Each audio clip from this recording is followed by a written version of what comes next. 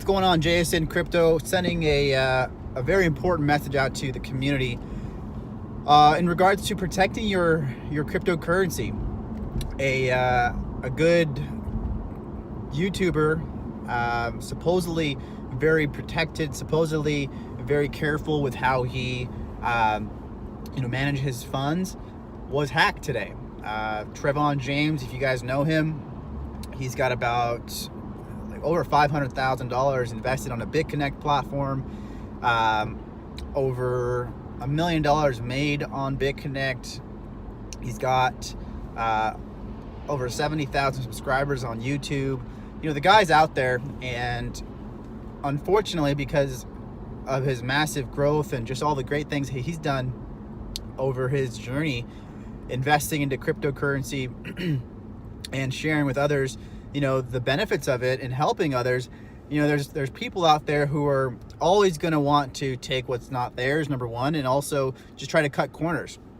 And unfortunately, Trevon James was subject to that. Someone had cut a huge corner in their journey and hacked 111 Bitcoin from Trevon James, which is worth around $960,000 currently.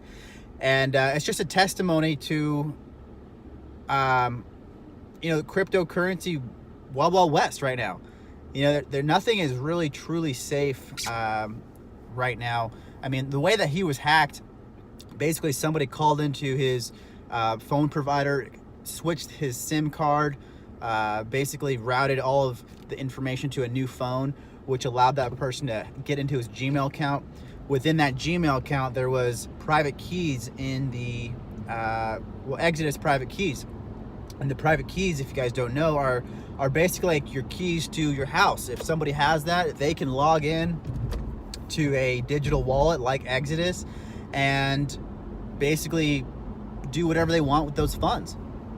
So his account was hacked, and all of his Bitcoin was stolen, and it's gone. Not to worry. I mean, he's got, again, $500,000 invested into BitConnect and loans, so that means he'll recoup that money in a couple of months. But for those of you who are wanting to stay safe, I'd recommend not keeping any of your private keys on an email within your email account. Do not use anything else but 2FA, two-factor authentication. Use a VPN blocker if you have access to one. Purchase a subscription to ExpressVPN or any other VPN blocker that's available. Obviously, don't keep your private keys on your computer anywhere. I'm still looking at ways of how to keep my passwords secure. I mean, I have a lot of things digitally, but not on my computer. So I'm trying to figure out what the best route is for me moving forward. But another safeguard that I'm planning to put in place for my long-term holdings is using a hardware wallet. A hardware wallet is something like a Trezor. Basically, it allows you to become your own bank, where it's not your Bitcoin or your cryptocurrency isn't stored on a desktop wallet or a smartphone wallet, something like Exodus or Jax, anything like that. It's literally on a hardware wallet, so you have to have your piece of hardware to be able to access those funds. So that's one way that I think I'm going to start keeping my long-term holdings of Bitcoin in there. So just in case anybody wants to try to mess with my funds, I have some safeguards around it. People can't access that hardware wallet unless they have that hardware wallet. So just beware, guys. Make sure that you're using different passwords for all of your accounts. Make sure you have some sort of password keeper potentially, or a VPN blocker,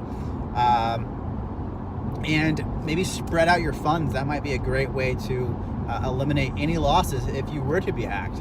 I think that's probably a good way to go about it, because how many hackers can hack multiple things at once? I don't think it's possible. I think the safest way, though, to safeguard your funds once you have profit and you want to keep that profit, and you're kind of done with the crypto game, with those tokens or those earnings, just put it right back into your bank account. You know, transfer it to Coinbase, or transfer it into Gemini, and transfer it into your bank account so it's in USD funds. That way, you know, really nothing can get hacked from there.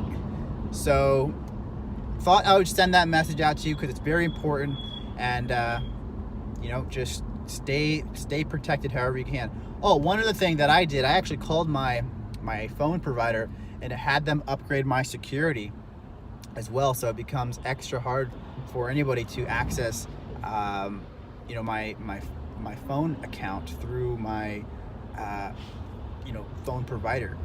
You know, because that's how some people are getting in, is by switching those SIMs, pretending to be that person who they're trying to steal from. So that's just another way to upgrade your security and stay protected. So hope that helps, guys. Look forward to seeing you guys on the next video with Nazar and Justin. We're gonna have some great crypto talk here coming up, hopefully this Sunday, and we have some great things to share. All right, guys, have a good one.